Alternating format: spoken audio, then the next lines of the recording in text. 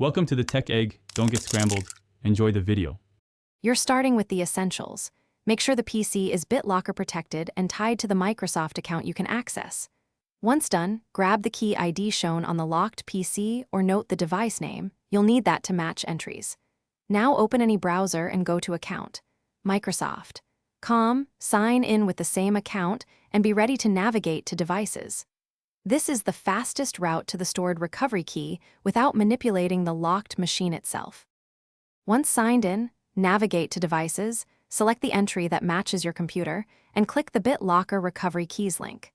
You'll see a list of keys with partial key ID. Compare the key ID shown on the locked PC screen to the one listed online to find the correct 48-digit key. When matched, copy the entire key to clipboard, paste it into a plain text file, or print it. Make sure the key contains all digits and dashes. Incomplete copying will fail at the recovery prompt. With the correct 48-digit key in hand, type it exactly into the BitLocker recovery screen on the locked PC to unlock the drive. Use pauses and verify digits as you enter them.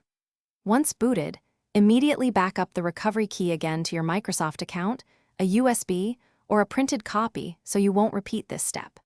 If you can't find a key, try any alternate Microsoft account used on the device or check Azure AD/Active Directory. If still missing, contact your...